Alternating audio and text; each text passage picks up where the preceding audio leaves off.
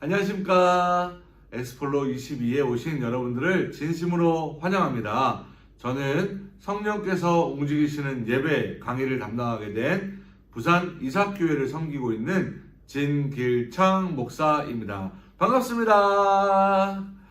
네, 사랑하는 여러분들과 함께 이렇게 하나님의 나라를 위해서, 특별히 다음 세대를 위해서 주일학교, 교회학교, 우리 아이들과 청소년들을 위해서 헌신하고 애쓰고 희생하시는 여러분들과 함께 동역할 수 있어서 너무 감사하고요. 이 귀한 시간은 짧은 시간이지만 서로에게 귀한 유익이 있었고 모두에게 하나님의 은혜가 풍성하시기를 주님의 이름으로 축복합니다. 자, 제가 오늘 맡은 강의는 성령께서 움직이시는 예배입니다. 예배에 관해서 오늘 너무 많은 것들을 이야기 나누고 싶지만 특별히 몇 가지만 엄선해서 강의한 중심으로 말씀을 드리려고 합니다. 자, 이제 본론으로 들어가겠습니다. 요즘에 교회를 다니다 보면 여기저기 할 것 없이 모두에게 화두가 되는 사역들이 가장 그 중심에 뭐가 있나요? 맞습니다. 바로 다음 세대의 사역입니다. 다음 세대가 살아야 우리 교회학교가 살고 교회학교가 살아야 교회가 산다고 보통 이야기를 하죠. 왜 그럴까요? 이 땅에 우리 아이들이 소망이기 때문에 그렇습니다. 또한 모든 부모들의 관심이 자녀에게 있기 때문 아니겠습니까? 그렇기 때문에 물론 실버 세대, 어른들 세대, 장년 세대 물론 관심을 가져야 되겠지만 그에 못지않게 지금 우리의 다음 세대 아이들을 중요하게 생각해야 될 때입니다. 세상에서 얘기하는 통계를 살펴봐도 초등학교 1학년부터 6학년까지 약 270만 명의 아이들이 우리 전국에 있다고 하는데요. 특별히 도시 중심으로 몰려 있어서 그렇고 또 시골이나 농어촌 중심으로는 아이들이 많지 않음을 보게 됩니다. 서울 경기권, 수도권 중심으로 집중되어져 있는 모습 가운데 우리 주일학교가 교회가 그래서 다음 세대 예배가 문을 닫은 교회들이 벌써 50%, 60%가 넘어가고 있다는 사실. 이제는 아이들이 교회 다닌다고 얘기하는 시대가 아닙니다. 교회를 다니고 있다고 말하는 시대가 아닙니다. 벌써 4%, 5%밖에 얘기하지 않고 있는 이 세대가 이제는 미 전도 종족처럼 선교 시대를 살아가고 있는 겁니다. 우리가 선교적인 마음을 가지고 미션을 가지고 이 아이들을 대하고 이 사역을 대하지 않으면 정말 힘든 상황 가운데 있다는 사실. 우리가 영적 전쟁, 세상과의 영적 전투에 지금 돌입해 있다는 사실을 우리가 분명히 기억해야 할 것입니다. 그런데요, 다음 세대 하다 보니까 교회들마다 다 다음 세대, 우리 교회 다음 세대 사역 집중하고 싶어요. 우리 교회 다음 세대 부흥하고 싶어요. 우리 교회 다음 세대를 온전히 잘 세우고 싶어요. 어떻게 하면 좋겠습니까? 다음 세대 잘하는 사역자가 누가 있습니까? 소개 좀 시켜주세요. 많이들 얘기하는데, 많이들 말씀하시는데 실제적으로 가보면 과연 그 교회가 다음 세대 사역을 준비하고 있는가? 과연 이 교회가 얼마나 집중하고 투자하고 있는가 살펴보면 참 여러 가지 오해가 생길 때가 많이 있습니다. 또 사역들을 준비하다 보면 우리 교회 전통이 이런 사역들은 조금 안 하는 쪽으로 생각해 주셨으면 좋겠습니다. 우리 교회 예산이 여기까지밖에 안 되기 때문에 조금 이렇게 좀 사역을 조정해 주셨으면 좋겠습니다. 우리 담임 목사님께서 사역을 이런 것들을 좀 안 좋아하십니다. 우리 교회는 전통이 이런 것들을 좋아하지 않습니다. 옛날에 해보니까 이런 것들은 잘 안 되더라고요. 요거 옛날에 저희가 몇 년 전에 해봤거든요. 잘 안 되더라고요. 학습된 무기력들이 나타나기 시작하면서 아니라고 말하지만 실제적으로는 너무나도 제한된 환경 속에서 다음 세대 사역들을 하고 있다는 사실입니다. 아이들에게 맞춰져 있는 것이 아니라 어른들 중심에 맞춰져 있고 여전히 다음 세대 사역을 투자하겠다고 얘기하지만 그 실제적으로 투자되지 않는 모습들, 섬기고 있지 않은 모습들을 보게 되는 것이죠. 예를 들면 이런 것입니다. 부모님들이 자녀를 키울 때 내가 올해 너한테 500만 원 투자했으니까 너는 500만 원의 값어치를 해야 된다. 너는 100만 원을 투자했으니까 100만 원의 값어치를 해야 된다. 너는 올해 1000만 원을 내가 투자했으니까 1000만 원의 값어치를 해야 된다. 아이들 키울 때 그렇게 키우십니까? 아닙니다. 밑 빠진 독에 물 붓는 것처럼 당장의 효과가 나타나지 않아도, 당장의 어떤 변화가 일어나지 않아도 우리 아이가 잘 될 것을 바라고 원하고 기도하면서 이 영혼을 위해서, 우리의 자녀를 위해서 물심양면으로 최선을 다해서 키우지 않겠습니까? 이제 우리의 다음 세대, 우리의 주일학교도 마찬가지입니다. 쏟아붓고 쏟아부어서 정말 이 아이들이 교회에 와서 행복하고, 교회에 와서 예수 그리스도를 영접하고, 교회에 와서 주님을 만나는 인격적 체험이 일어날 때까지, 흔들리지 않는 믿음이 될 때까지, 계속적으로 신앙의 성장이 있을 때까지 우리는 계속 그렇게 선교사처럼 선교적인 마인드를 가지고 이 아이들을 대해야 된다는 것이죠.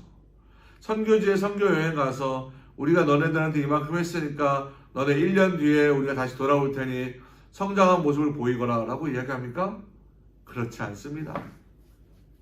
그런데 여름 성경학교, 겨울 성경학교, 여름 수련회, 겨울 수련회, 아직도 간식비가 1인당 1,000원, 1,500원, 아직도 아이들 식사비를 단체로 주문할 때 2,000원, 2,500원에 잡고 있는 교회들이 허다합니다. 10년 전에도 1,000원이었고 20년 전에도 1,000원이었는데 지금도 1,000원, 1,500원이었다는 사실. 돈에 대한, 그렇다고 무분별하게 투자하고 소중한 헌금을 낭비하자고 이야기하는 것이 절대 아닙니다. 무슨 뜻인지 아시죠? 투자할 때는 투자해야 됩니다. 정말 예를 들어서 작년부 예배실에, 봄당 예배실에 가보면 가장 좋은 것으로 세팅이 되어 있을 겁니다. 우리 아이들의 예배실에 가보면 어떻습니까? 본당처럼 되어 있습니까?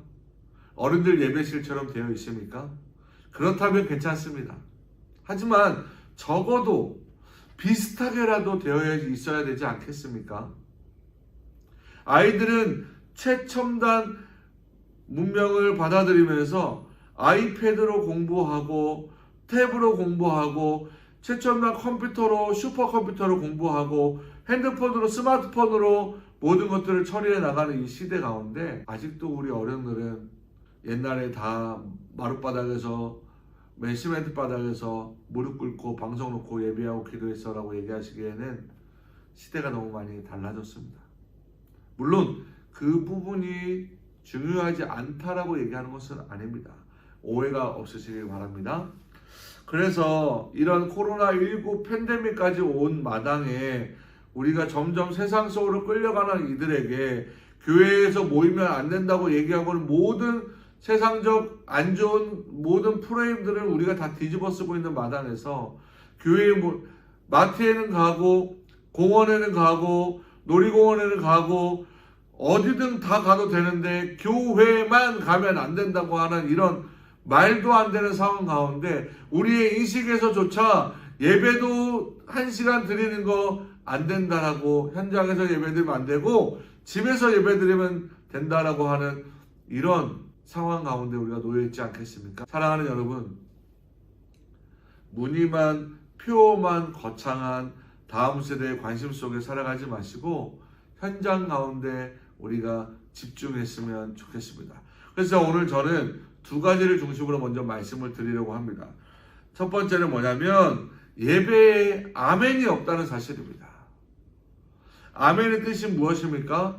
예 주님 그렇습니다. 예 주님 그렇게 하겠습니다. 주의 말씀대로 하겠습니다. 주의 말씀대로 충성하겠습니다. 순종하겠습니다. 따르겠습니다. 하나님 주의 말씀대로 살겠습니다 라는 고백 아니겠습니까?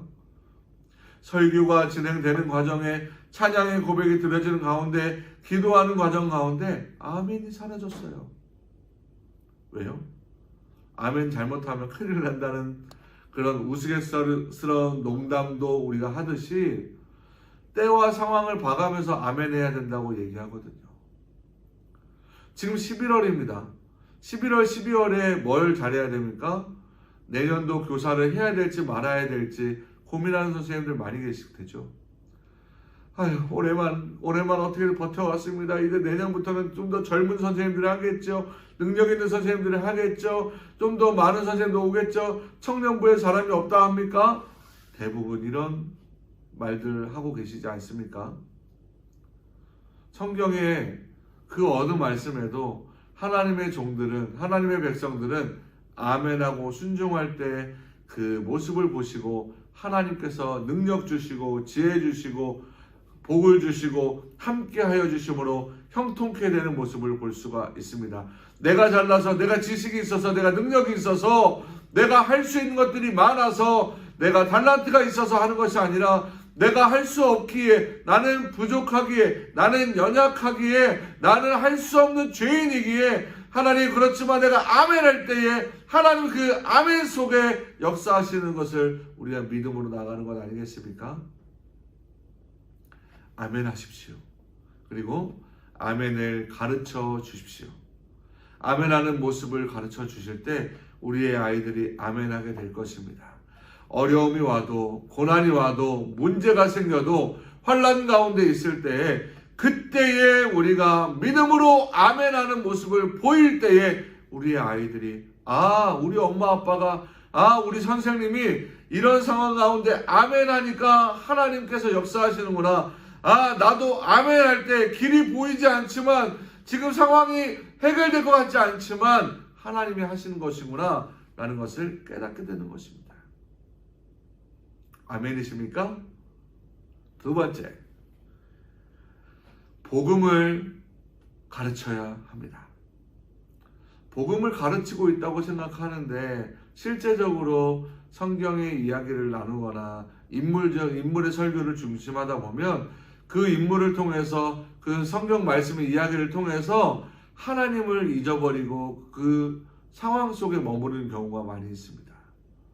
하나님은 어떤 분이시고, 하나님이 왜 이 땅을 천지 창조하셨고, 사람을 어떻게 만드셨고, 사람이 어떻게 타락했으며, 죄 때문에 우리가 죽을 수밖에 없는 죄와 사망의 권세에 이미 죽었던 우리를 다시 회복시키시기 위하여, 살리시기 위하여, 구원하시기 위하여 독생자 예수 그리스도를 보내셨고, 누구든지 주의 이름을 부르는 자는, 예수 이름을 믿는 자는, 예수 이름을 영접하는 자는 멸망치 않고 영생을 얻으리라, 구원을 얻으리라, 하나님의 자녀가 되는 권세를 주시리라 말씀하셨기 때문에 우리 모두가 잘났거나 몰랐거나 잘생겼거나 못생겼거나 돈이 많거나 적거나 금수저거나 흙수저거나 어떠하든지 간에, 공부를 잘하든지 못하든지 간에 누구든지 주의 이름을 부르는 자는 구원을 얻는다 말씀하셨습니다.